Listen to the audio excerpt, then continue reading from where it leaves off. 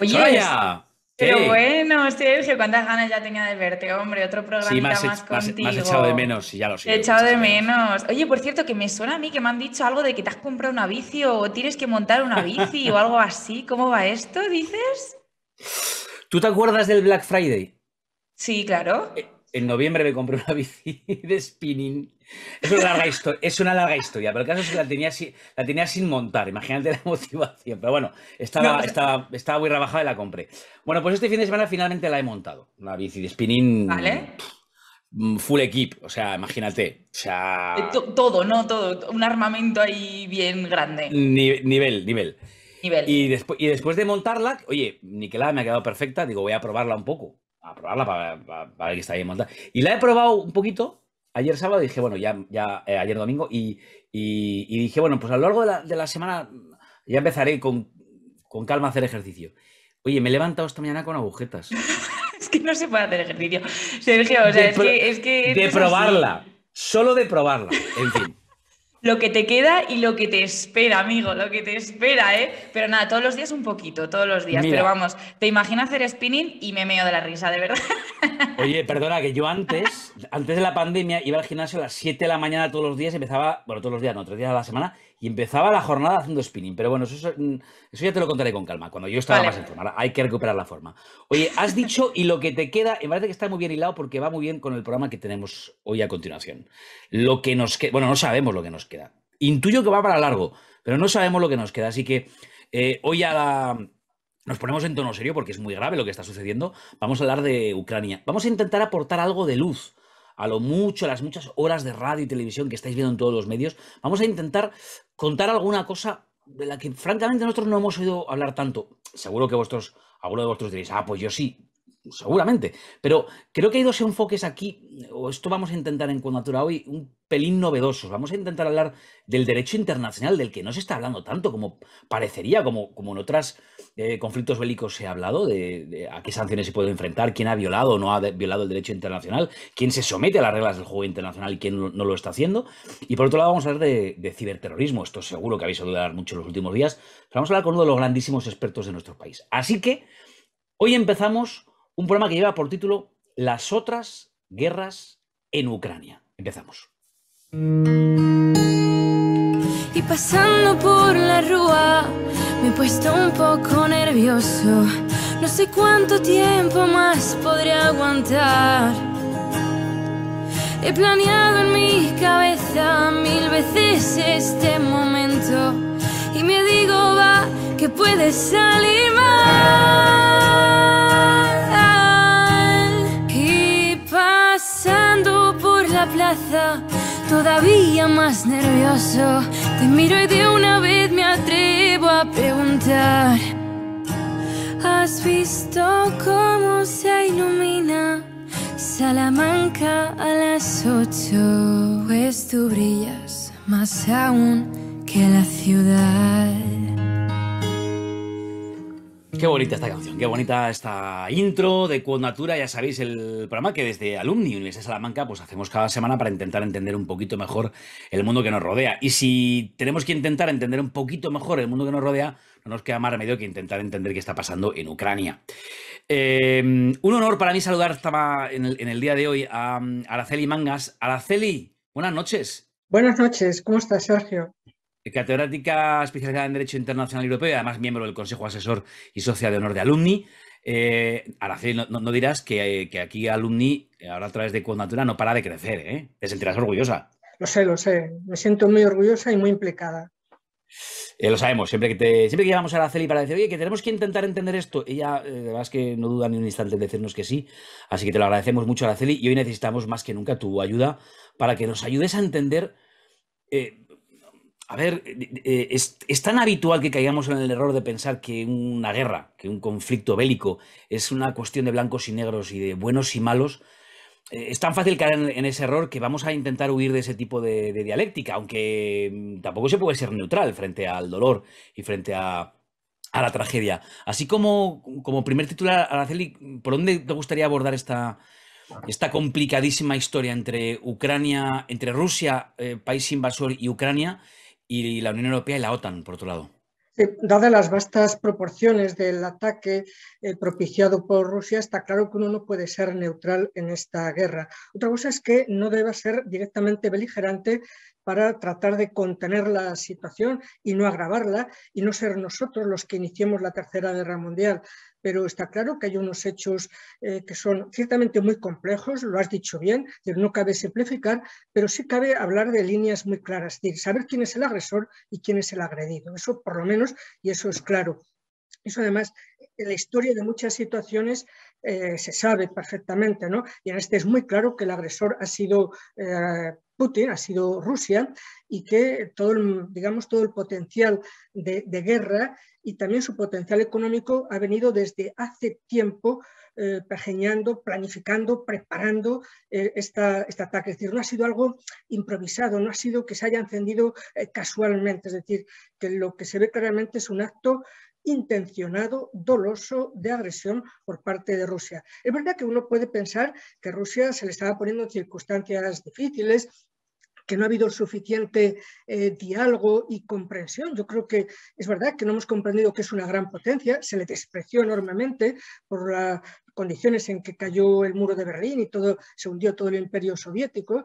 Entonces yo creo que nos aprovechamos los occidentales pensando, bueno, pues un enemigo menos y por mucho tiempo y dejarle aislado. Yo creo que Rusia históricamente ha estado en las relaciones internacionales de Europa, en nuestra historia, y desde luego es verdad que desde los años 90 se le tuvo que haber dado unas condiciones de seguridad y haberla respetado. Pero eso en ningún caso justifica, explica, ni puede, claro, desde luego, en ningún momento pensar que ha tenido una legítima defensa.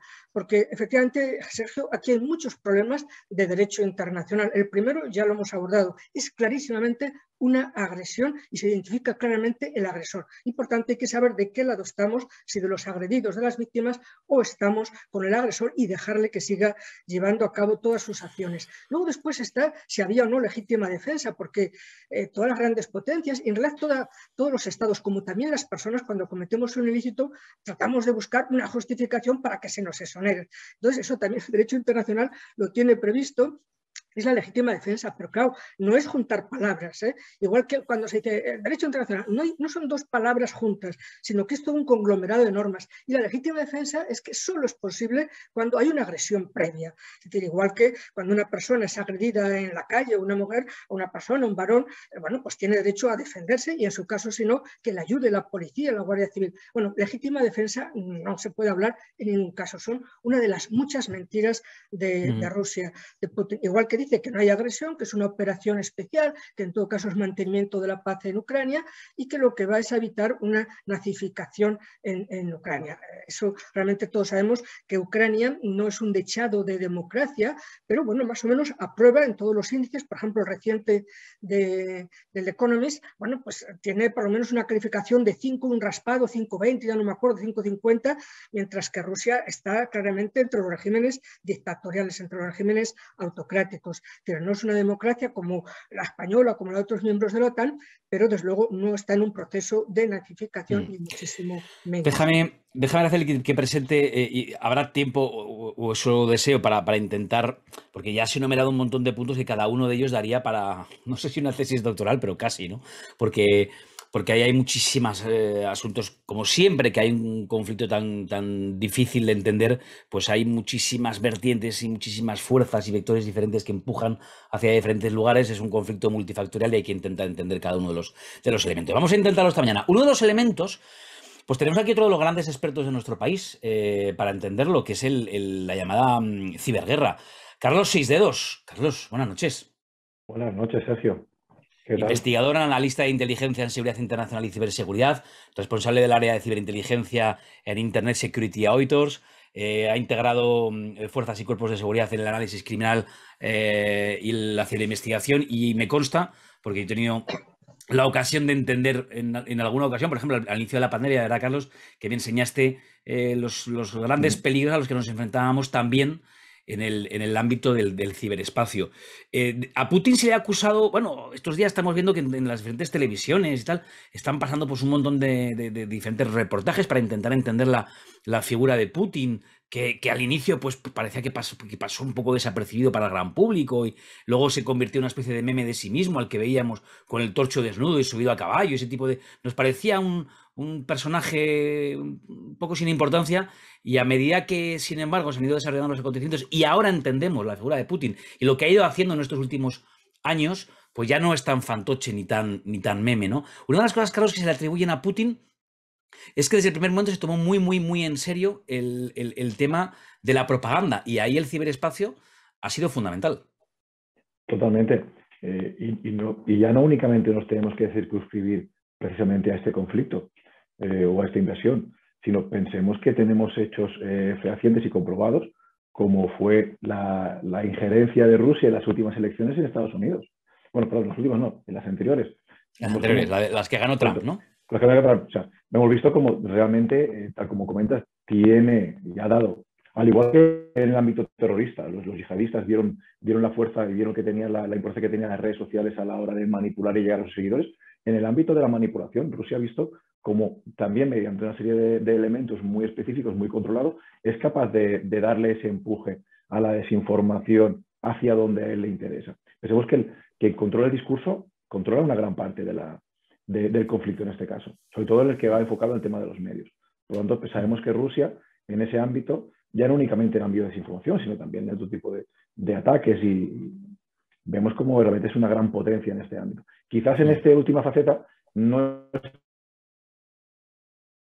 que sería a la hora, sobre todo en el ámbito cibernético, de cómo sería la respuesta de Ucrania o el resto de países al respecto.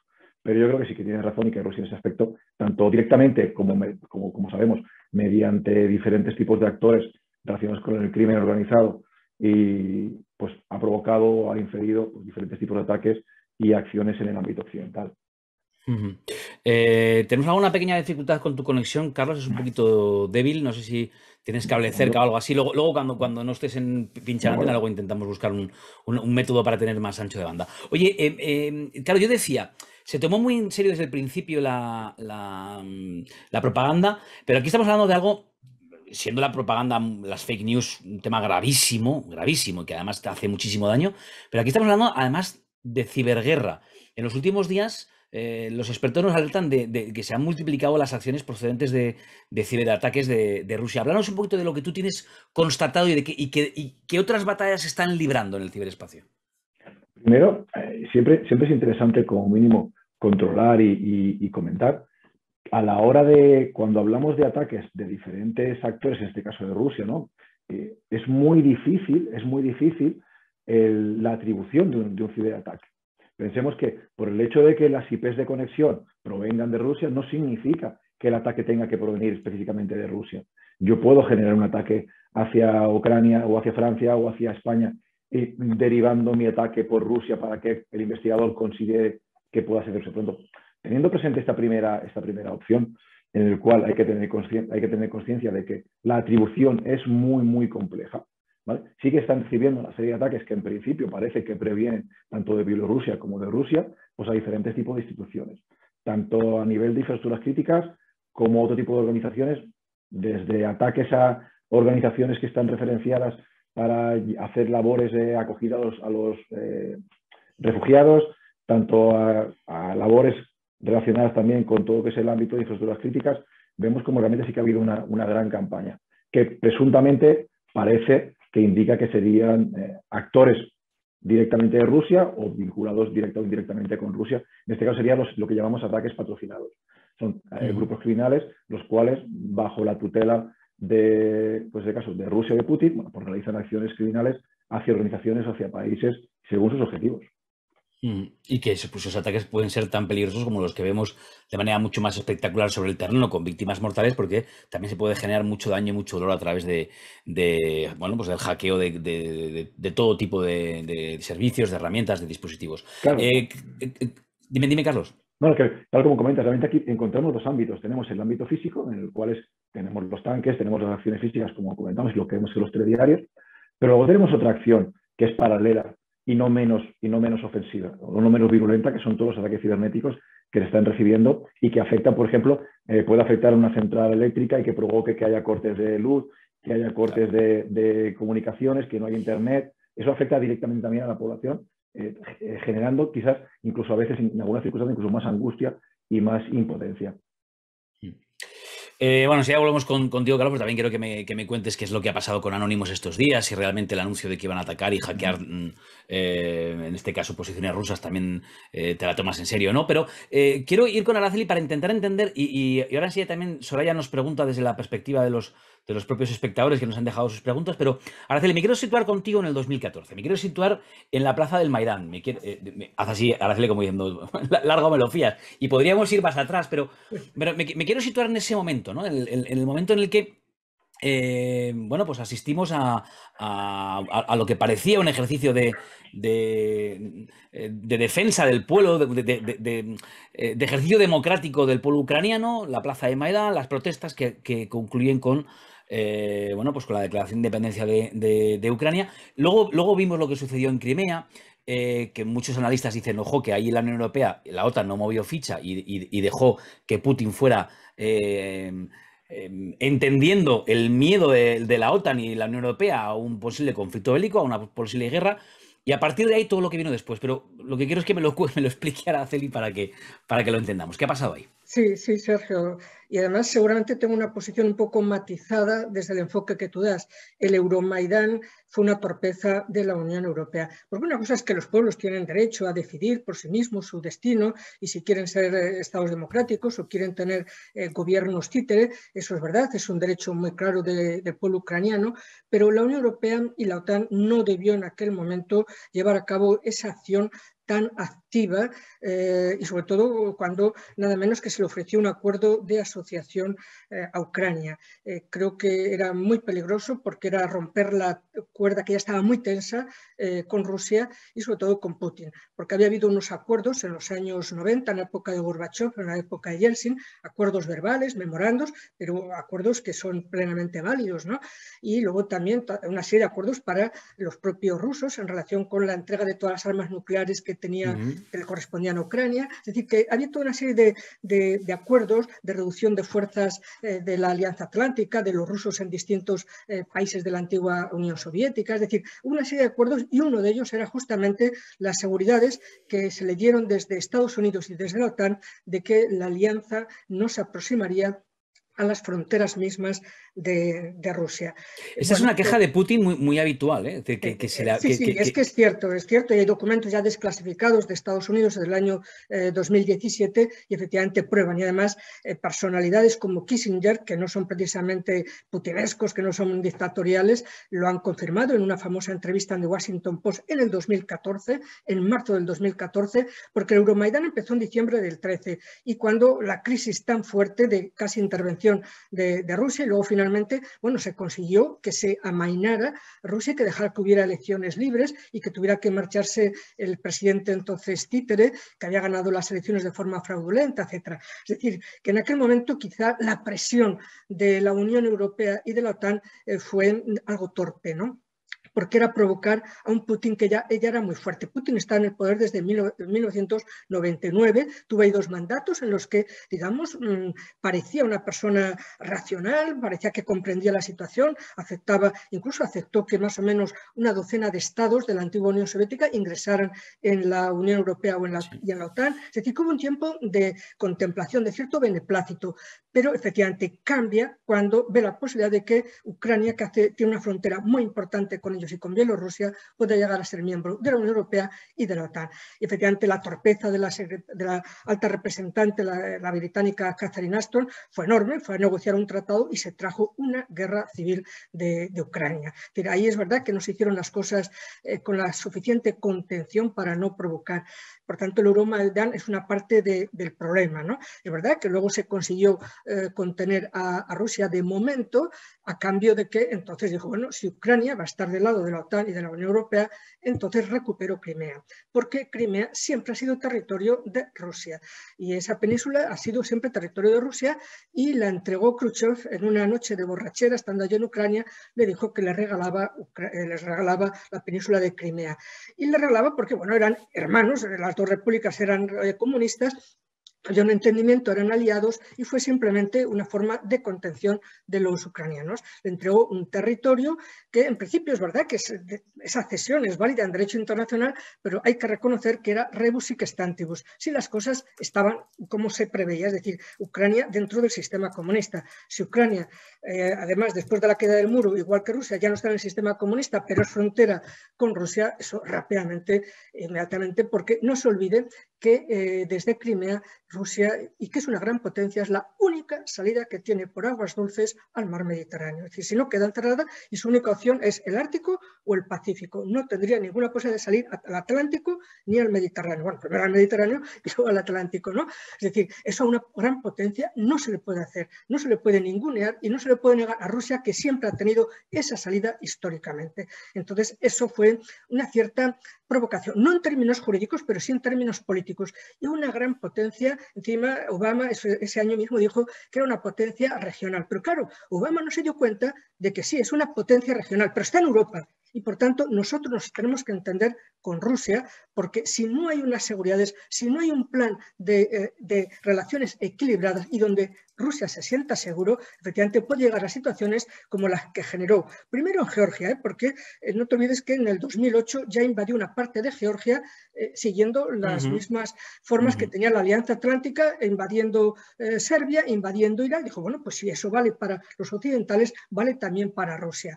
Y se quedó con Osetia, se quedó con Abjasia y proclamó repúblicas independientes. En Crimea recupera Crimea y luego lo que hace además encima las zonas rusoparlantes interviene militarmente y toda la zona del Donbass, de Donetsk y Lugansk lo ocupa. Es decir, clarísimamente, sobre todo en lo de la región del Donbass es muy claro el ilícito internacional. En Crimea también en principio también porque no deja de invadir un territorio de otro estado, pero que es verdad que las condiciones en que fue entregado fueron condiciones muy discutibles en el derecho internacional. En una dictadura como la soviética dispuso del territorio y, bueno, pues en una situación ya de democracia trata de recuperarlo. No olvidemos que eso es lo que hicimos con Gibraltar y seguimos pensando que tenemos que recuperar Gibraltar, ¿no? Porque fue entregado por un rey en unas condiciones inaceptables, ¿no? Es decir, que las cosas son muy complejas, ¿no? Pero una cosa son todos los antecedentes, Sergio, que podríamos hablar, pero nunca para justificar, nunca para encontrar ninguna explicación jurídica ni ninguna exoneración de la tremenda responsabilidad que ha contraído Rusia a partir del 24 de febrero. Es decir, el pasado está bien, pero no hay que llorar sobre la leche derramada. Estamos intentando, estamos intentando entender. Yo he repasado algunos discursos de Putin, algunos. Porque él ha hablado en público, no es fácil encontrar, pero encontré un discurso largo a la respuesta de una periodista donde él explica paso a paso cuáles son sus demandas, ¿no? Además de todo lo que has explicado y que están en las demandas de Putin, hay algo a lo que apelan permanentemente desde la caída del muro de Berlín en adelante y después todo el desmembramiento, el derrumbe de la antigua Unión Soviética, toda la caída, que es que siguen siendo una gran potencia y que quieren ser tratados con respeto, ¿no? El tema del orgullo está muy presente en los discursos de Putin, ¿no? Claro, hay algo que bueno, ahora tenemos que analizar, que es, bueno, todas esas demandas. Pues probablemente es verdad que en el Euromaidán la Unión Europea actuó con cierta falta de pericia. Es verdad que es muy complejo de entender que desde una institución como la Unión Europea, como la OTAN, se lancen cantos de sirena a un país como Ucrania, pero que ahora cuando les están bombardeando y están poniendo ellos las víctimas, les dejamos solos o haya debates nacionales sobre hasta qué punto se les debe apoyar con armamento, ¿no? En fin, este es un debate muy complejo, pero ayúdanos a entender algo. Si los estados son soberanos, pueden decidir con quién se alinean y con quién no. Eso no debería bastar, simplemente ese hecho, para que un país decida si quiere estar con la OTAN o no, y punto. Eso no debería, en el derecho internacional, te digo, no debería ser así. Sí, efectivamente, no debemos aceptar la idea de soberanía limitada, que los estados tienen ciertas limitaciones, pero también hay que ser realista, ¿no? Es decir, por ejemplo, yo creo que Finlandia ha dado un ejemplo durante mucho tiempo de estar claramente en el lado occidental, de tener una economía magníficamente, ser un país muy bien gobernado políticamente, económicamente, socialmente, con el máximo nivel de libertad, incluso por encima de muchos de los miembros del resto de la Unión Europea y de la OTAN, pero también sabiendo que hay que ser realista y que cuando tienes un vecino así, lo mejor es llevarte bien con el vecino. Y Finlandia fue invadida en el año 1939, es decir, en la época de la Sociedad de Naciones, y bueno, pues luchó abiertamente y luchó relativamente bien y aguantó la embestida soviética así en aquella ocasión. Es decir, que también hay que ser un poquito realista en las relaciones internacionales. Y también lo que se llama realpolitik, ¿no? Sí, la realpolitik, es decir, saber en qué mundo estás y que Rusia es una gran potencia y que no puede considerar que tiene que estar asediada, que está anegada, que está, digamos, asfixiada por otros estados. Es verdad que no hay ninguna base de Estados Unidos en los países próximos a Rusia. Es decir, que en ese aspecto ha habido una cierta autocontención de la OTAN. Es decir, en ninguno de esos países, en Polonia, en Eslovaquia, todos esos países miembros de la OTAN, no hay bases, como por ejemplo si las hay en España, en Alemania, en Italia, en Reino Unido, en Noruega. Es decir, que ha habido cierta autocontención de la OTAN. Pero ellos se sienten muy asediados porque no cuentan con aliados y que no se cuenta con ellos. Sobre todo que no se cuenta con ellos para la seguridad. Y se contó en el año 90 y se contó en Helsinki en el año 1975, la famosa Carta de Helsinki. Y desde el año 90 se les ha orillado, se les ha dejado como parias, como un estado con el que no hay que hablar. Y ciertamente es un estado con el que hay que hablar porque es el más extenso, tiene enormes materias primas, capacidad económica enorme. Otra cosa es que sea un país pésimamente dirigido, pésimamente gobernado. Es decir, una de nuestras fortalezas en las sanciones económicas justamente es que nosotros somos muy fuertes. Por ejemplo, España es casi tan fuerte económicamente como Rusia y apenas 80.000 millones de euros de diferencia en la riqueza en el Producto Interior Bruto. Es decir, que Rusia es un país no más rico que España y por tanto le va a costar mucho sostener la guerra y aguantar las sanciones. Es decir, que va a tener bofetadas por todos lados. Es decir, tenemos fortalezas, entonces Rusia lo que ha considerado siempre es que durante estos 20 años no se le ha tenido en cuenta. Y eso los imperios, los grandes imperios, lo metabolizan y lo expulsan en determinado momento. En realidad nos pasó también con China. Lo único es que China ha sido muy inteligente, mucho más racional. Es decir, estuvo apartada de las relaciones internacionales como consecuencia de la revolución industrial, pero ahora vuelve y vuelve no militarmente, aunque se está también preparando muy bien, ¿no?, para ser una gran potencia naval, pero ha vuelto como gran potencia económica, con mejor organización y mejor gobierno que Rusia. Es decir, es una gran potencia en todos los ámbitos y lo que está diciendo es que no quiere en absoluto romper integridades territoriales y por eso se ha puesto de perfil. Eso es clave en este problema. Ahora vamos con la posición de cada uno en la geoestrategia mundial, porque la posición de China es bien interesante y además son muy comedidos. Cada cosa que dicen o cada gesto que hacen tiene un significado y no otro, ¿no? Es muy interesante analizar la posición de Rusia. Quiero volver con Carlos. Carlos, aquí sí que... claro, porque es que cuando Carlos lo cuenta con esta normalidad, esta sencillez, a veces parece muy fácil lo que cuenta, pero es complejísimo. Yo a veces cuando digo hablar a Carlos me da vueltas la cabeza.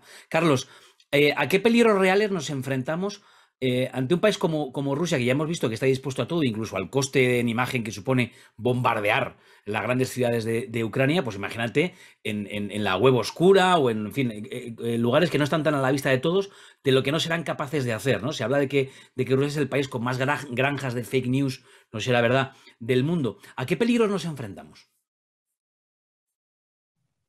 Hemos dejado de oír, Carlos. ¿Tienes el micrófono apagado? ¿Puede ser? A ver. Disculpad. Ahora. Primero de todo, pensemos que, tal como comentas, por desgracia, Rusia se ha convertido en un lugar, en un paraíso para cibercriminales. Pensemos que la gran mayoría de cibercriminales que están siendo buscados por Estados Unidos o el resto de países a nivel mundial tienen su domicilio en Rusia y no están siendo perseguidos por los propios rusos. Ahí ya nos da un poco, ya nos está indicando el parecer que tiene Rusia, la relación que tiene Rusia con los grandes capos del cibercrimen. ¿Vale? Entonces, sí que tenemos que tener muy presente cómo, en este caso, pues el cibercrimen, en este caso apoyado por Rusia, no es algo que se haya circunscrito únicamente, como comentamos anteriormente, a este conflicto, ¿no? a esta guerra, a esta invasión, sino pensemos que hay indicios de que ya se estaban preparando desde hace varios meses diferentes tipos de ataques hacia Ucrania y diferentes actores que pudieran ayudarle, en ese caso a su defensa. Entonces, hemos visto anteriormente que Ucrania ya tenía bastante claro que tarde o temprano iba a ser atacada, ya es consciente de que ha recibido varios ataques cibernéticos por parte de Rusia. Hace unos años recibió un paro donde dejó prácticamente sin luz y comunicación a una ciudad. Sabemos después con las investigaciones de que todo indicaba a actores patrocinados por Rusia. Y claro, el pensar que esta parte de la guerra, ya no únicamente a nivel de desinformación, que como comentabas anteriormente, es algo muy importante porque el que gestiona el discurso finalmente, pues es lo que acaba haciendo es llevar a la comunidad internacional, o intentarlo como mínimo, hacia su verdad, ¿vale? Pues bueno, sí que nos hemos encontrado pues que ha habido, tal como estáis mostrando ahora, diversas comunidades, en este caso como Anonymous, que ha decidido prestar ayuda, en este caso, a Ucrania, ¿vale? Claro, ¿qué nos hemos encontrado? Pues que ha habido ese comunicado oficial por parte de Anonymous, donde pide a todos los hackers ayudar, en este caso, y atacar a Rusia.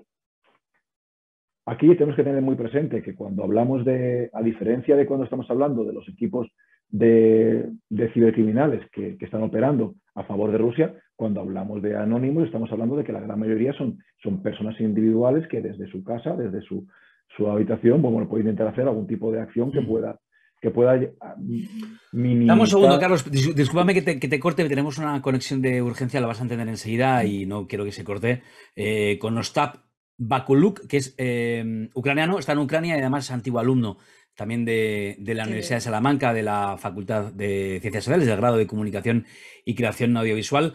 Ostap, muy buenas, ¿cómo estás? Hola, estoy bien, muchas gracias. Yo estoy en parte de Ucrania en que todavía todo está muy tranquilo. Háblanos de eso, del lugar exacto de Ucrania en el que te encuentras. Yo soy del lugar, es más cerca frontera a Polonia, de pequeña ciudad que no está lejos de más grande ciudad que podéis conocer, se llama Lviv o Leópoli. Es una ciudad que tiene más o menos 1 millón de habitantes. Sí, y aquí todavía no hay explosiones ni ataques de rusos, más o menos tranquilo, pero también tenemos, por ejemplo, alarmas y necesitamos que ir, no sé cómo se dice, como... Refugio. Refugios, sí, necesitamos que ir a refugio. Y eso. Pero como he dicho antes, aquí la situación es mucho más mejor que, por ejemplo, en el este de Ucrania. Imagino, Ostap, que lo que sí que estáis viendo ahí en la frontera con Polonia, pues es ese éxodo que en los últimos días se cifraba en más de 1.300.000 personas, de 1.300.000 ucranianos que estaban intentando abandonar el país a toda urgencia, fundamentalmente ancianos, mujeres y niños, a la búsqueda de encontrar un país seguro, como es el caso de Polonia, ¿no? Imagino que si estás a pocos kilómetros de la frontera, pues es una imagen que estás viendo con cierta frecuencia. Vale, es que yo no estoy como 10 kilómetros de Polonia, es, por ejemplo, un cientos kilómetros de Polonia, pero Ucrania es grande, entonces es más cerca. Pero sí, es que en mi ciudad yo veo muchos coches cuando, por ejemplo, antes de guerra la vida fue más como tranquilo. Por ejemplo, en 1 minuto podéis ver 2, 3 coches, pero ahora es como un río de coches. Y sí, eso es un poco triste, pero hay que decir también que muchos coches vuelven porque hombres no pueden ir ¿cómo se dice? En otros países, tienen que quedar a Ucrania, entonces hombres conducen en coche y luego vuelven a Kiev o lugares de quien son. Ostap, y tú has decidido quedarte en Ucrania. Entiendo que también hay una parte de lo que nos contabas que, bueno, pues que de momento ahí en la frontera, a poco más de 100 kilómetros de la frontera con Polonia, pues no hay todavía el peligro inminente de las bombas y los ataques del ejército ruso. Pero no obstante, entiendo que tú has decidido quedarte en Ucrania. ¿Eres uno de los que ha decidido quedarse a defender su país o cómo es tu planteamiento? Vale, mira, de verdad no quiero ir a la guerra, me gustaría vivir la vida normal, pero si no hay vale, si situación será peor, no hay otra opción, pero yo tengo que decir que, por ejemplo, si ahora yo voy a un ayuntamiento militar, por ejemplo, sí, y voy a decir que quiero ir a la guerra, nada persona no va a aceptarme, porque hoy se aceptan solo personas que tienen, ¿cómo se dice? Que ya Experiencia. sí, que tienen experiencia, es primero, y segundo, hay que decir que también Ucrania ya tiene guerra 8 años, entonces mucha gente están en reserva y, por ejemplo, es como 400 miles de personas que ya tienen experiencia y ellos están como en esa primera ola. Y pues, chicos, por ejemplo, que no tienen experiencia ni nada, pueden ir a se llama defensa territorial, cuando tú estás como cerca de tu ciudad y haces cosas que necesitan aquí. Por ejemplo, hacemos seguridad de objetos de la infraestructura crítica, de otros objetos. Entonces, sí, ahora hago eso en mi ciudad y yo, vale, espero que la situación será mejor y chicos como yo no tienen que ir a la guerra. Ojalá está. Venga, solamente una más. Yo no sé si Araceli, Soraya y Carlos quieren hacerte alguna pregunta, alguna observación. Tenéis, por supuesto, todos el micrófono abierto para decir lo que queráis. Por mi parte, una más, Ostap. Tú hace no demasiado tiempo estabas en Salamanca, seguro, estudiando tu carrera y imagino que nada te hacía presagiar que tuvieras que hacerte el planteamiento de, oye, pues yo no quiero lo que nos decías hace un momento, no quiero ir a la guerra, pero si toca, pues cogeré también un arma, ¿no? Leíamos por ahí en una declaración que hacías también a un medio salmantino que decías, la guerra está más cerca de lo que nos imaginamos. Ese es tu viaje emocional, es tu aprendizaje de momento en esta terrible historia. Sí, la guerra está muy, muy cerca, porque nosotros en Ucrania, para nosotros fue muy increíble que puede pasar eso en esos días. Entonces quiero decir también por españoles y por toda Europa que no es posible ahora están, ¿cómo puedo decir? ¿Cómo se dice en español? No se puede estar... un momento, voy a buscar. No, pero no, continúa, no te preocupes, por el contexto te entenderemos, Ostap, no te preocupes. ¿Quieres decir que es imposible que nos pongamos en la piel, que tengamos empatía con respecto a lo que está sucediendo, que no lo podemos entender porque si no lo vives es imposible? ¿Algo así querías decir? Sí, pero quiero decir que necesitamos vuestra ayuda, porque cada palabra, todo que hacen, eso hace nuestra victoria más cerca.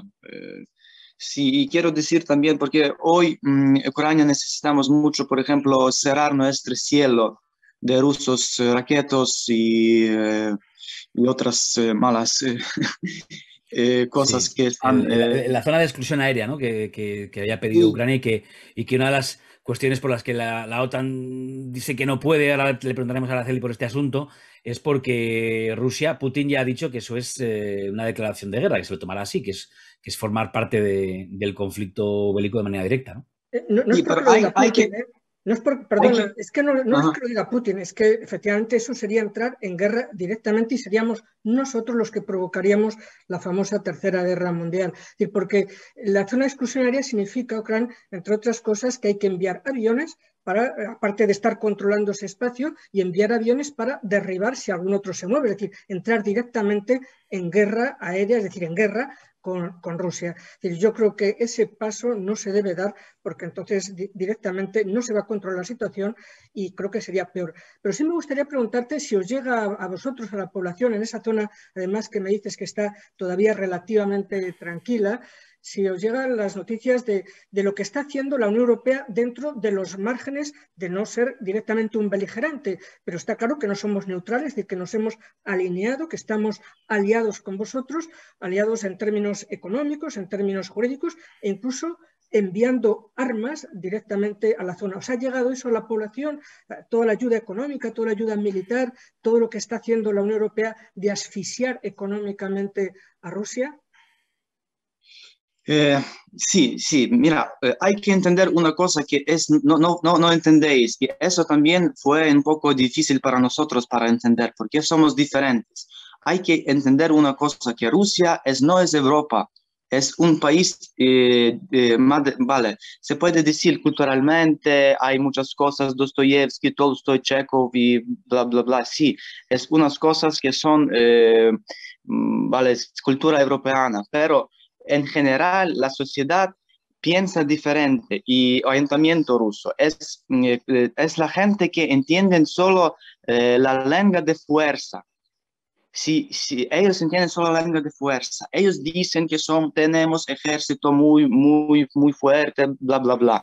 Ellos han dicho que en 2 días van a estar en Kiev y tener toda Ucrania. Hoy es 11 días de esta guerra y en su país dicen que ya todo está bien, ya estamos en Kiev, pero necesitamos algunas cosas para hacer. En su país, mientras cada día es una como cuando en Alemania, de Goebbels, como se dice, propaganda, sí. Y si hoy ellos quieren que Europa tienen miedo para hacer cosas que pueden hacer nuestra victoria más pronto, ¿sí? Ellos quieren decir no, sí, un país, pero hay que decir una cosa.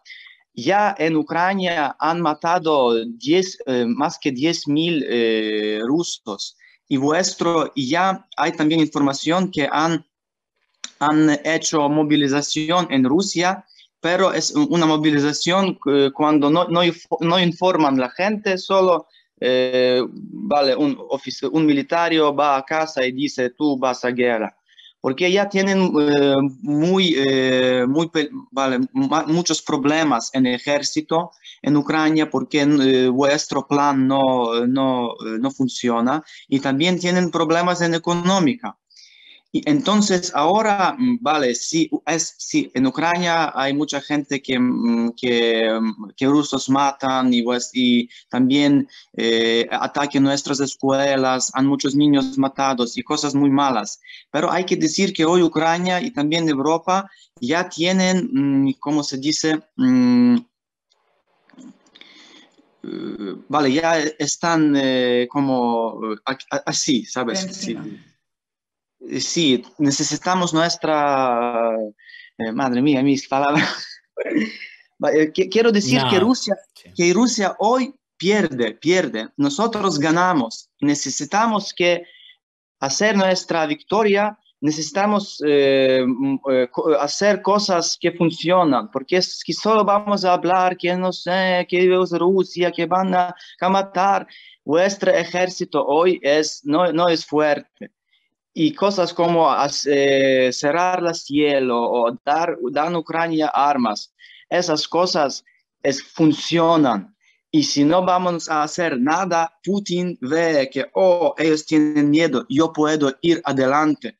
Si hoy Ucrania pierde, mañana ellos van a Polonia o Litva, Estonia, ellos van a influenciar la política de Polonia.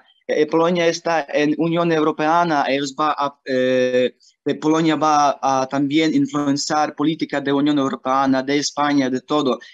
Y Putin ha dicho claro, yo quiero nuevo USSR, ¿cómo se dice? Unión Soviética, sí, Unión Soviética. Sí, Unión Soviética, sí, una refundación de la Unión Soviética. Ostap, bueno, creo que Soria quería hacerte alguna pregunta, no sé si Carlos también quiere hacer alguna apreciación y te queremos dejar tranquilo porque tampoco es cuestión de abusar de ti más tiempo, que sabemos que esta es una situación complicada y básicamente lo que queríamos era, bueno, pues conocer de primera mano cómo lo estáis viviendo desde allí y además en el caso de un antiguo alumno de la Universidad de Salamanca que hasta hace muy poco tiempo pues compartía espacio y enseñanzas con nosotros aquí en la universidad y pues ahora nos cuesta mucho imaginar, como nos decías tú al inicio, que estás, esperemos que no llegue, cerca de una guerra, dentro de una guerra, pero quiero decir cerca de que también se produzcan ataques en tu ciudad, que como digo, espero que no suceda. Soraya, querías decir algo hasta, ¿verdad? Bueno, Ostap, ahora mismo dices que toda tu zona, ¿no? Que estáis en calma, estáis en paz, ¿estáis continuando con la vida normal o vosotros también estáis todos paralizados y la vida también se os ha paralizado como al resto de Ucrania? Vale, nosotros ahora hacemos no bromas, pero decimos en esta vida antes de la guerra. Después de la guerra nuestra vida es totalmente diferente. ¿En qué parte de Ucrania tú estás?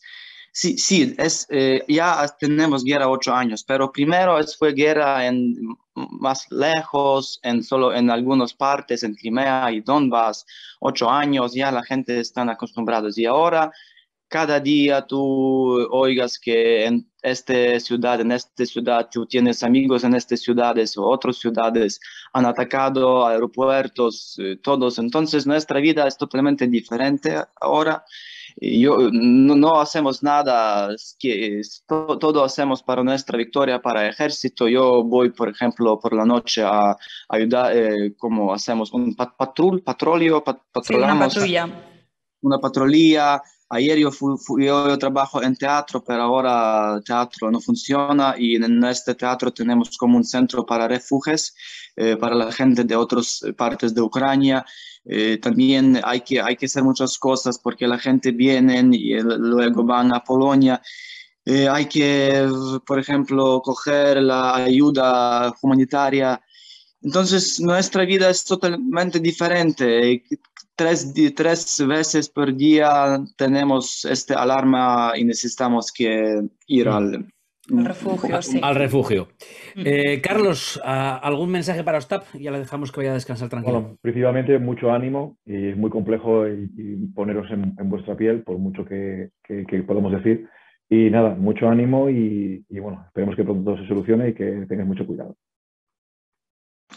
Muchas gracias para vosotros.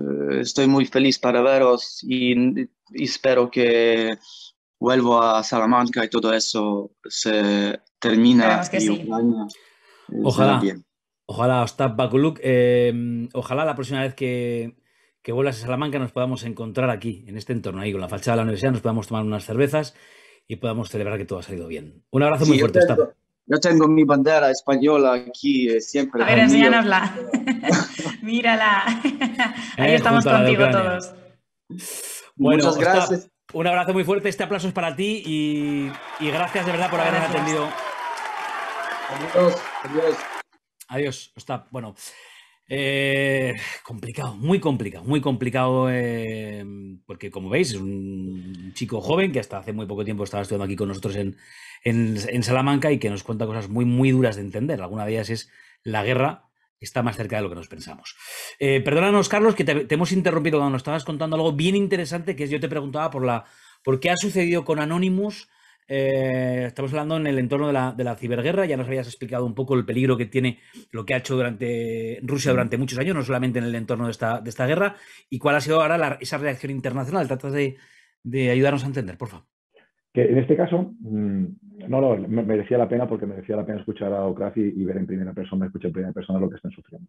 Entonces, sí hay que tener muy presente que ese llamamiento que hizo el presidente de Ucrania, en el cual la comunidad internacional pues, colaborara a nivel de pues, ciberataques y diferentes tipos de acciones para defender a su país con respecto a Rusia, pues ha provocado pues, que diferentes colectivos relacionados con el ámbito hacktivismo pues reaccionaran y realizaran diferentes tipos de ataques contra Rusia. Normalmente han sido ataques muy leves, ¿de acuerdo? Muy leves porque pensemos lo que comentaba anteriormente. Hablamos de que son grupos aislados, son personas aisladas que desde sus habitaciones, sus despachos, bueno, pues hacen diferentes tipos de acciones que puedan intentar afectar de una forma u otra pues, a la potencia de Rusia, ¿no? Pero claro, pensemos que eso también conllevó fue una respuesta por parte de grupos criminales afines a Rusia. Ya hemos comentado que Rusia, desde hace mucho tiempo, pues tiene una relación muy cercana, por diferentes motivos, con grupos criminales cercanos a... Y entre ellos, uno de estos grupos criminales, que se llamaba un grupo Conti, pues realizó un comunicado diciendo, me parece muy bien que Anonymous haga esta declaración, pero que sepáis que cualquier tipo de ataque que reciba Rusia o cualquier país que apoye a los ciberataques a Rusia, nosotros atacaremos a ese país, ¿vale? ¿Qué sucedió?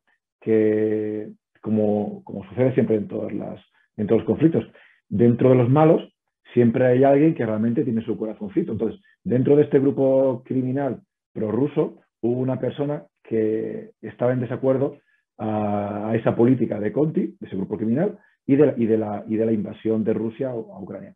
¿Qué sucedió? Filtró pues, cerca de 60.000 mensajes del grupo criminal, ¿vale? ¿Eso le conllevó? Bueno, pues que para evitar una sangría a partir de su fórmula de ataque, pues el propio grupo criminal rectificó y dijo, bueno, me parece muy bien, yo soy un grupo criminal, voy a ser apolítico, por lo tanto no voy a involucrarme en ese tipo de procesos, ¿no? Entonces, ahí como bueno, pues se equilibró un poco la balanza. Pero sí está claro que la ayuda internacional en este aspecto va a ser más algo de cara a la galería, por desgracia, más que realmente tenga una potencia de fuego, por decirlo, en el ámbito ciber suficiente como para poder hacer realmente daño, aparte de algún tipo de pequeña alteración de alguna página web o similar. Pero casi de eso, ¿no? ¿Se está librando otra guerra de la que conocemos menos en el ciberespacio, Carlos? Totalmente. Pero pensemos que cada día hay una guerra. O sea, hace muchos años que nos encontramos con una guerra diaria. Pensemos que el país A y el país B pueden ser relativamente amigos, pero en el fondo, al final siempre hay unos intereses económicos, de inteligencia o de cualquier otro tipo de aspecto. Y siempre estamos sufriendo una ciberguerra desde hace muchos años. Ya no únicamente del ataque de infraestructuras críticas, sino también, como comentáis anteriormente, todo lo que es el ámbito de la confusión, desinformación, incluso Ucrania lo comentaba, ¿no? Que para ellos la desinformación o la falsa información que se está emitiendo, tanto en Rusia como en Ucrania, desde el punto de vista de no os preocupéis que mañana ganamos, bueno, al final la propaganda es un elemento cada vez más importante en este ámbito. Y bueno, vemos cómo se está celebrando, pues aparte de esos ataques, esa ciberguerra, ¿no? Que le llamamos, en el ámbito, pues pensemos que es algo no es nuevo, pero también el ámbito de desinformación y propaganda, pues es otro ámbito que también está haciendo mucho daño. Soraya, sé que llevas un rato queriendo hacer un montón de preguntas. Aquí tienes a Araceli Mangas y Carlos Seisdedos para formular la pregunta que tú quieras.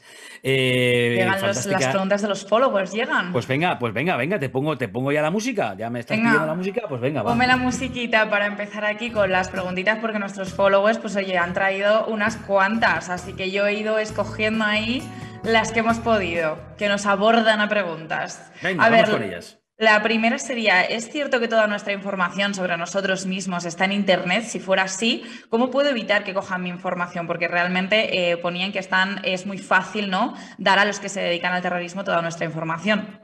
Yo creo que esto igual Carlos nos puede orientar. Para Carlos. Dale, Carlos. Pensemos que, totalmente cierto, pensemos que hemos integrado de tal forma las nuevas tecnologías en nuestro día a día. Ahora, por ejemplo, que estamos emitiendo por YouTube, tienes tus followers que tienen sus plataformas, sus redes sociales, ¿vale?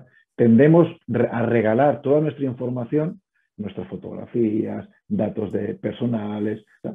Damos tanta información a las plataformas o diferentes tipos de ámbitos en los cuales nos movemos en redes sociales, que lo que hace es que sea muy fácil esa recolección. Aquí entraríamos con una metodología que es la obtención de información en fuentes abiertas, que como decimos, ¿no?, tanto puede utilizarse para el bien como para el mal. En este caso está claro que esa recopilación de información puede llegar a utilizar desde un punto de vista más que práctico a la hora de preparar un ataque específico contra alguien muy concreto. Estamos visto cómo ha habido ataques específicos de phishing, que es intentar suplantar la identidad de una organización mediante un correo electrónico, a diversas entidades relacionadas con la ciberseguridad europea, a partir de hacerse con el control de un correo electrónico de las Fuerzas Armadas de Ucrania. Se enviaron una serie de correos electrónicos, pero claro, para engañarte, lo que hacen es recopilan toda esa información que tú has ido publicando y de forma consciente e inconsciente pues en diferentes plataformas y preparan un perfil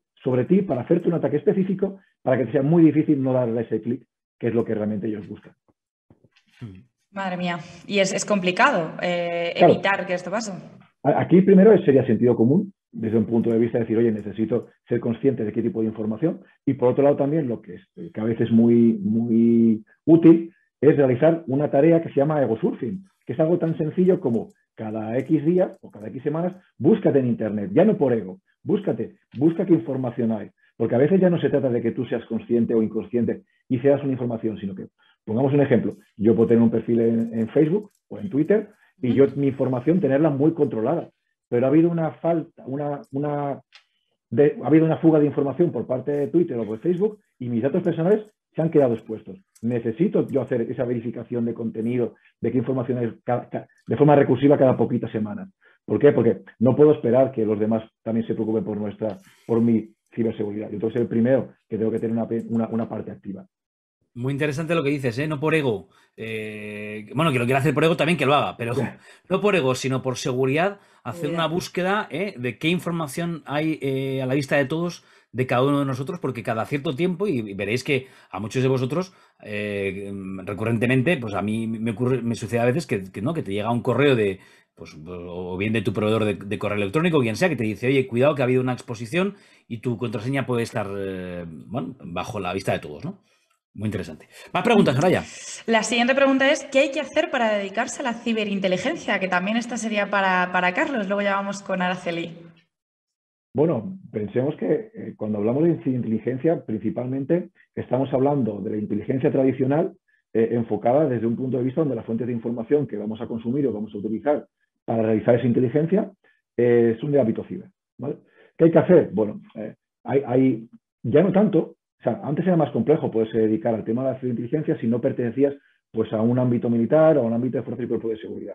Actualmente ya es más sencillo. ¿Por qué? Porque ha traspasado desde el ámbito del ejército y del ámbito de las policías y los servicios de inteligencia, ya ha traspasado también al ámbito corporativo.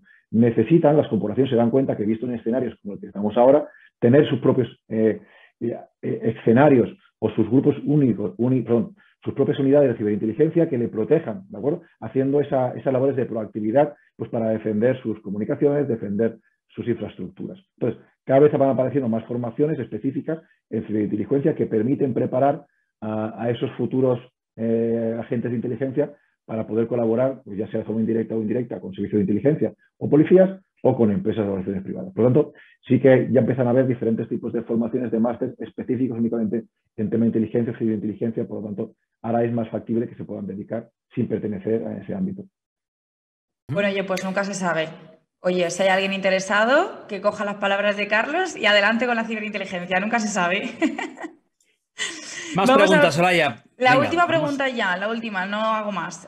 ¿Cómo creéis que Vladimir Putin ha llegado al poder a estar tantos años, a estar 20 años en el poder y si creéis que seguirá estándolo? Araceli. Pues posiblemente siga estándolo, todo depende también de qué ocurra con esta guerra, pero lleva ya pues 23 años, casi 22, 23 años, puesto que desde el 99 estaba. Es verdad que a veces ha pasado de presidente de la República a primer ministro y con su primer ministro estaban salteando, cada 4 años pasaban a distintos puestos. Es decir, lo que ha hecho desde el principio, porque él conocía muy bien el poder desde dentro, desde el KGB, un hombre, digamos, del establishment del sistema soviético, y después de lo que pasó en los 90, cuando vuelve al poder, es para restablecer el autoritarismo, restablecer el control vertical del poder y, por tanto, que todo depende de una persona. Es decir, es un sistema totalmente, no voy a decir dictatorial, porque es una autocracia con elecciones, pero elecciones de aquella manera, es decir, a veces con dificultades enormes para la oposición, incluso, bueno, pues directamente se le envenena, se les encarcela, etcétera. Es decir, es claramente una dictadura, ¿no? Y que utiliza, digamos, la apariencia de una democracia de elecciones periódicas. Pero está claro que él tiene todo el control y que ha creado toda una serie de intereses en el sistema de seguridad del Estado, en las Fuerzas Armadas, que controla todo el país. Es decir, después del desbarajuste de la década de los 90, se dio cuenta de que había que volver al sistema autoritario, ya no solamente solamente comunista, sino de la Rusia de siempre, la Rusia de los zares, de un sistema de poder absoluto, de fortaleza del poder y de que todo depende, digamos, de una persona que tiene en su cabeza el país, que ama a su país de una manera exacerbada, que es un nacionalista como los mejores nacionalistas de la época de los zares o de la época soviética. Él es un mix, de hecho mantiene la bandera oficial, no es la de los comunistas, aunque también la exhiben cuando hay desfiles, pero la bandera oficial de Rusia es la de los zares, no lo olvidemos, el águila bicéfala, es decir, es la de los zares, es decir, él trata de que Rusia tiene que ser la Rusia de siempre, un imperio, un país muy fuerte y donde todo depende de una persona que tiene el país en la cabeza, ¿no? Entonces, tiene un poder absoluto, es un monarca absoluto, ¿no? Un autócrata absoluto. Uf, madre mía, es que yo cada cosa Y que un os voy salvaje, escuchando... y perdona Sergio, y un salvaje, es decir, que ha evolucionado, es decir, que a lo mejor era aceptable en los primeros años, pero cuidado, es un salvaje. De hecho, hasta ahora todo lo que ha hecho es lo que había prometido hacer, negándolo previamente, es decir, la política de mentiras, no voy a invadir, etcétera, pero luego después se invade y doy las circunstancias de la invasión. Es decir, y todo lo que ha prometido hasta ahora lo ha ido cumpliendo. Eso es lo terrible, eso es lo que un poco nos atenaza, porque puede ser, al fin, el Armagedón. Es decir, aquí puede haber una situación de terminal, de una guerra terminal. Por eso hay que ir con pasos, digamos, de plomo y tratar de contener la situación, sabiendo que al frente de ese país está un salvaje y que puede llegar en una situación difícil, a tomar decisiones muy graves. La misma decisión de atacar como ha atacado a Ucrania cuando lo estaba negando, pero al mismo tiempo prometiendo que lo iba a hacer y que iba a conseguir todo lo que se había propuesto, es una persona muy peligrosa y nos está poniendo en una situación muy, muy difícil. Es una auténtica bomba, no para Europa, sino incluso a lo mejor para una buena parte de la humanidad. Y una guerra con unas consecuencias enormes. Es decir, esto ha cambiado el mundo por completo. Lo dijo muy bien el canciller Scholz. Es decir, ya, lo de ayer ya no va a ser lo de mañana. Es decir, el mundo que hemos vivido se ha roto por completo, ha roto todas las costuras del derecho internacional, incluso... lo habéis dicho, es decir, una vez que ha empezado la guerra al menos, por lo menos cumple las normas de la guerra. Y no hagas una guerra salvaje, ¿no? Y efectivamente ha ido violando muchas normas, atacando a los civiles, atacando hospitales, y no es que lo diga yo, lo ha dicho la propia Organización Mundial de la Salud, el CICR, el Comité Internacional de Cruz Roja, está notando muchas de las violaciones, porque todo esto hay que probarlo luego en su día, que también el fiscal de la Corte Penal Internacional quiere desplazarse allí para tomar pruebas, y entre todos, para si un día es posible que rinda cuentas. Pero desde luego no basta decir que está cometiendo crímenes de guerra, además del crimen de agresión, sino que la prensa, los medios de comunicación, el ejército, la gente en Ucrania debe de guardar evidencias, debe guardar pruebas, debe de anotar y tratar de que un día esto se lleve ante los tribunales con pruebas, porque es lo único que aceptan. Es decir, es un salvaje Putin y va a seguir en el poder mientras no le asfixiemos y no sienta que los pies de barro que tiene pues se le hunden, ¿no? Son tan firmes. Bueno, decía yo que cada vez que vamos hablando de un tema nuevo, a mí me surgen nuevas dudas, nuevas preguntas, y Araceli, contigo cada vez que te escucho, te habría parado varias veces a decir, pero espera, explícanos eso, porque claro, decías un salvaje, Putin un salvaje. Sí, tiene determinación, claro. Que se dice en términos técnicos, tiene determinación. Lo que pasa es que no es la determinación de los británicos o del ejército español que actúan con reglas, ¿eh? Es decir, una cosa es saber lo que tienes que hacer y otra es dispuesto a hacer todo lo que tienes que hacer. Déjame, Araceli, que te formule la pregunta, porque hay una cosa que a mí me ha dado la medida estos días de ante qué peligro real nos estamos enfrentando, ¿no? No está probado, pero tú sabes igual que yo que justo el momento en el que mejor le venía a Putin, justo antes de ser nombrado, bueno, al ser nombrado primer ministro ruso y empezar su carrera presidencial, su carrera electoral hacia la presidencia de Rusia, se produjeron unos atentados con casi 200 víctimas en Rusia, su propio pueblo. Se achacaron a Chechenia. En aquel momento Rusia había tenido una primera guerra con Chechenia, luego intentaron justificar la segunda, y muchos achacan precisamente a lo despiadado de Putin el hecho de que incluso podría la KGB, de la que él formó parte, y el propio Putin, estar detrás de aquellos atentados. Nunca se pudo comprobar, nunca se pudo afirmar aquello, pero claro, es que años después, bueno, en ese mismo momento además vimos por primera vez al primer ministro ruso, que no tenía esas atribuciones, dar una orden directa al ejército ruso, que es algo que solamente podía hacer el presidente ruso, al ejército para que volviera a atacar Ucrania de manera completamente despiadada, muy parecido a lo que estamos viendo ahora en Ucrania. Pero es que Poco tiempo después, en aquella toma de un colegio, también con 1000 niños por parte de los chechenos, es que de manera completamente despiadada dio la orden de atacar a los chechenos para darle al mundo el mensaje de que él no negocia con terroristas, y murieron más de 200 niños, también los terroristas, pero más de 200 niños. Es decir, cuando tú decías que es un salvaje, Araceli, te refieres a esto, ¿no?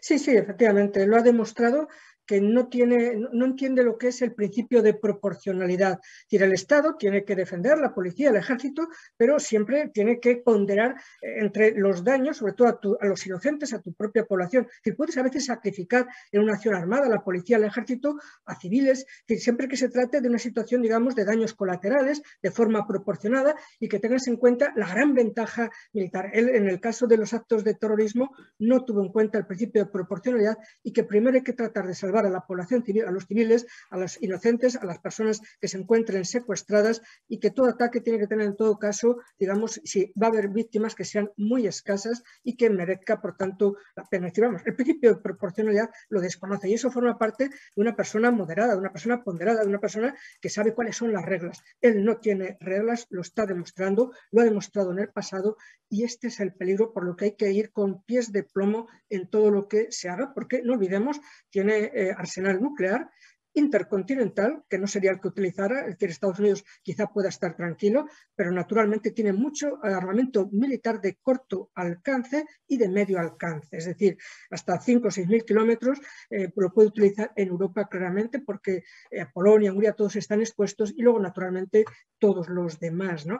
Y puede ser que si está en una situación muy difícil, pues pueda llegar a hacerlo. Es decir, si no, en una autocracia, en una dictadura, no hay contrapesos. En las democracias tenemos contrapesos, tenemos el contrapeso del derecho, de los principios de proporcionalidad, etcétera, ¿no? Del respeto a la población civil, de distinguir entre civiles, de no atacar hospitales, de no atacar centrales nucleares porque se liberan fuerzas peligrosas que no puedes contener. Es decir, él no tiene esas contenciones, porque en una democracia hay contrapesos, pero en una dictadura no hay contrapesos. Es poder absoluto, y por tanto dependemos, la humanidad en buena medida depende de una sola persona, y claro, todo el sistema que le apoya, que lo ha hecho durante estos años, ¿no?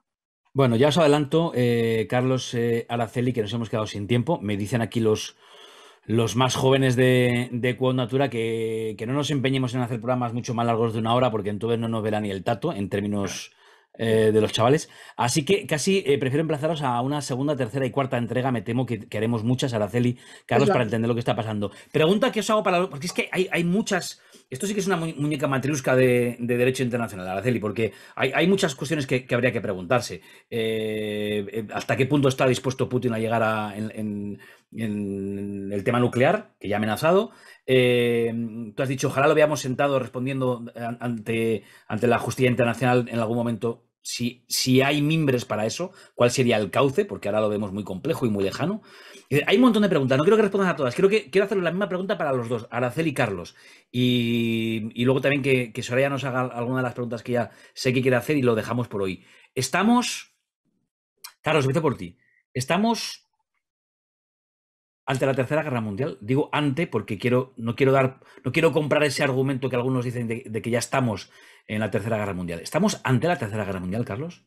Yo espero que no, y quizás parte de los motivos por el cual no se llegue a ese punto es porque, en contraprestación, ¿no? Lo que comenta Araceli, Europa está mirando cómo el matón está dando una paliza al pequeño del parque o el pequeño del colegio, y los demás estamos mirando diciendo, cuando acabe la paliza iremos a dirección y ya verás qué te va a pasar.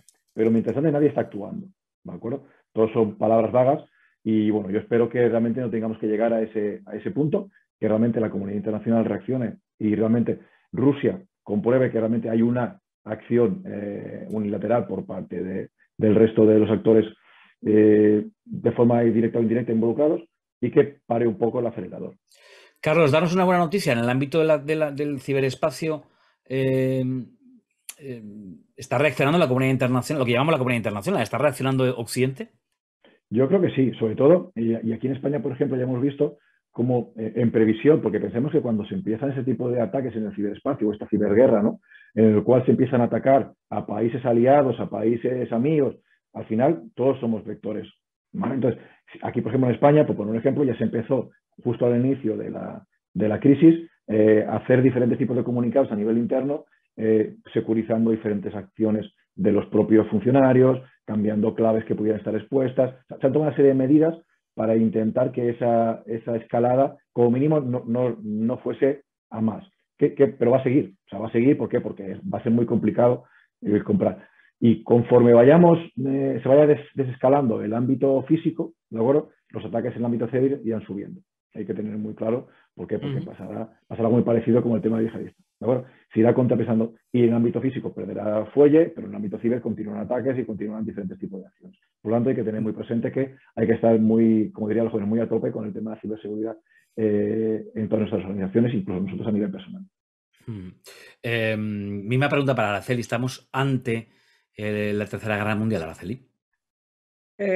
Yo no desearía, desde luego, y creo que vamos a tratar de evitarla, sobre todo con la guerra económica que se le ha declarado a Rusia por la comunidad internacional. Yo creo que la gran mayoría de estados estamos aliados con Ucrania y se han tomado decisiones muy importantes que les pueden asfixiar. Esa es nuestra esperanza precisamente para evitar llegar a una guerra mundial, ¿no? Y lo que sí hay que pensar es que lo de los crímenes que antes hemos comentado, crímenes de agresión o crímenes de guerra, está bien ir buscando las pruebas, pero eso no es lo inmediato. La contención de Rusia es lo inmediato y los crímenes de guerra y las responsabilidades son para la posguerra. Pero es verdad que los granitos de arena hay que irlos ya recogiendo ahora. Lo que importa ahora es contener y sobre todo evitar que seamos nosotros los que inicien la Tercera Guerra Mundial y también que ellos no puedan llegar a tiempo para hacerla. Gracias, Araceli. No vayáis todavía lejos, Araceli y Carlos, hoy hemos hecho un programa muy especial, de hecho, si no es malo el nombre, especial Ucrania, pero igual que no hay, por mucho que nos lo parezca, no hay días sin que salga el sol, a veces parece que no va a salir, pero todos los días sale, no hay quod natura sin talento. Soraya, ¿qué nos quieres presentar hoy en For You? Pues mira, hoy traigo a Eva Macbel, que la tenemos por aquí, que bueno, es de Zaragoza, pero lleva viviendo mucho tiempo en Madrid, dedicándose a la música. Buenas noches, Hola, Eva, ¿cómo estás? Muy bien, ¿y vosotros? Eva, discúlpanos por haberte hecho esperar tanto, que te hayamos citado como hace 45 minutos o más, pero es que pues hemos tenido una conexión con Ucrania. Carlos y Araceli son de los míos, son de hablar en formato medio, ya sabes. No son de haikus ni 140 caracteres, pero es que la complejidad del tema lo requería. Bueno, Soraya, háblanos de Eva, preséntanos a nuestro talento y estamos deseando escucharla. Bueno, Eva, como todo, pues oye, todo el mundo empieza en su profesión desde pequeñito o de forma improvisada. Y tú, si no me equivoco, empezaste también desde pequeñita con un reproductor de música con micrófono. ¿Cómo fue esto? Nada, mi familia se empeñó en regalarme uno de estos micrófonos con cassettes que eran súper pequeñitos. Sí. Y me regalaron una cinta de villancicos y me la tuvieron que esconder al final, porque estaba los villancicos. No parabas de cantar todo el tiempo, todo ¿no? Todo el día, todo el rato, sí. Eso no ha cambiado todavía. No has cambiado, ¿no? Sigues cantando todo el día, todas horas. ¿Empezaste algún tipo de formación en el canto? Estuve muchos años yendo a canto porque yo cantaba fatal de nivel técnico, entonces es imposible que cantes bien porque tu cuerpo necesita las herramientas para poder cantar bien. Claro. Entonces estuve 3 años yendo 2 veces a la semana, o sea, trabajo como muy intensivo y ahora voy chequeando poco a poco, de vez en cuando, para tener consciencia de que sigo haciéndolo todo bien y no me voy a romper o hacer algo que pueda llegar a mi voz. Y además, bueno, toda esta trayectoria profesional que tienes en la música es bastante larga. Hasta ahora siempre has estado haciendo y creando música. Me has contado que tienes un EP con 5 canciones publicado y además un disco. Cuéntanos sobre este disco. El disco está saliendo durante todo este año, va a salir de 2 en 2. Son canciones que van unidas como por tema. Entonces sería como cara a cara viendo un vinilo. Es decir, las canciones van desde punto A hasta punto B. Entonces van a salir de 2 en 2 porque cuentan pues, la historia de cada volumen. Ya ha salido el primero hace una semana, entonces ya lo podéis escuchar y me podéis comentar qué os parece. Por supuesto, ahí estaremos. Primero, antes de nada, cuéntanos un poco qué vemos en este disco de ti. ¿Qué es lo que quieres transmitir a tu público? No hay una una idea concreta, es más como yo escribo porque es una manera de expresar lo que me pasa, de expresar las vivencias, y creo que la música tiene como esa característica de que a una gente, aunque no nos conozcamos de nada, una misma canción nos puede llevar al mismo sitio o a sitios diferentes, que surja la empatía entre nosotros. Creo que la música tiene ese poder. Entonces yo lo único que quiero es que la gente tenga este momento con mi música, que diga, vale, he sentido una conexión con esta canción o en este concierto con estas otras personas que han visto el concierto. Ese es un poco mi objetivo. Además es que, mira, ahora relacionándolo un poco con el tema que tenemos hoy, la música yo creo que es un himno, ¿no? Siempre para momentos malos, como ha pasado en la pandemia, hemos tenido canciones que han sido himnos, y ahora pues también con Ucrania también ha habido canciones que se han hecho himno, y yo creo que al final la música la podemos llevar a cualquier parte. Imagino que también para ti, pues oye, eso sería un honor, ¿no? Imagino que tu música llegue a todas partes. Que por cierto, tengo que decir que llega a la Sala Búho Real de Madrid el 17 de marzo a las 8:30, y tienes un conciertillo ya para llegar a bastante público. Efectivamente, quien quiera venir será más que bienvenida y bienvenido. Pero no lo digas así, o porque quien quiera venir. Bueno, todo el mundo tiene que venir. Vamos a ver, ¿qué día? Repetir el día y la hora. Quien quiera venir está ya abierto. ¿Qué día y a qué hora? Cuéntanos, dinos día bien 17, ahí, que quede claro. En el Búho Real Madrid a las 8:30. Día 17 de marzo. Búho Real Madrid a las 7:30, has dicho. 8:30. 8:30. 7:30 para tomar una cerveza antes, parece. Efectivamente. Eso Vale. es. Pues ahí hay que estar. Carlos, ¿te animas? Vamos a ir. Vamos a ir. Aquí va a haber una avanzadilla de cuadratura. Tú sabes que me apunto a lo que... Por eso te pregunto. Araceli, ¿te apuntas a una caña del Burreal? ¿Ves qué rápido te lo lleno yo? ¿Ves, Eva, qué rápido te lo lleno? No, Sí, espera, no cantemos victoria. Vamos a escuchar. ¿Tienes una guitarra por ahí, Eva, mano? Una guitarra por aquí, tengo una guitarra. Venga, porque a lo mejor luego no nos gusta. Vamos a ver. Claro, si nos hay que gusta, ser muy... Sí, seguro que sí. Que la he escuchado yo ya por ahí por YouTube. Bueno, tú la has escuchado, Soraya, pero nosotros te tengo que decir, Eva, que Soraya siempre en el For You es una sorpresa para todos. Ella evidentemente selecciona el talento, pero nosotros no sabemos quiénes son, así que te acabamos de conocer, así que yo creo que como el movimiento se demuestra dando, pues te escuchamos y decidimos si nos vamos a tomar una caña al Búho Real el 17. Venga. Exacto. Es una canción que se llama I Wish I Was a Child y es la parte B del primer volumen que he sacado del disco que os he comentado. Y nada, espero que la disfrutéis. Venga.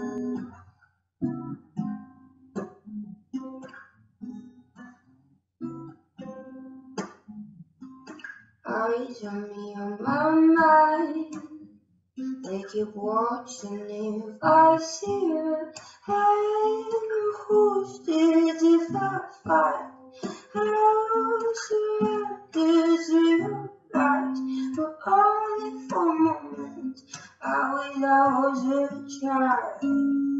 I should have been the one I needed, but instead I faith in someone I couldn't see. Heaven knows my name.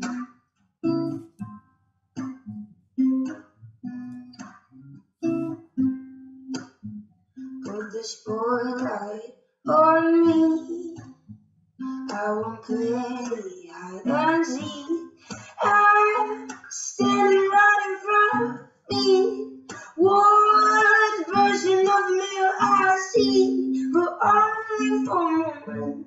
I was a child. I should have been the one I needed, but instead I faith in someone I couldn't see. Heaven knows my grace. I just wanna feel the anger cries my grave. I just wanna feel the anger cries my grave.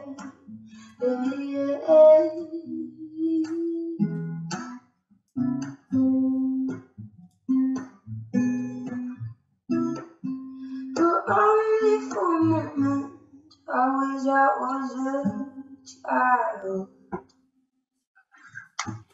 ¡Qué bien! Por Dios, ¿veis cómo tenía una voz angelical?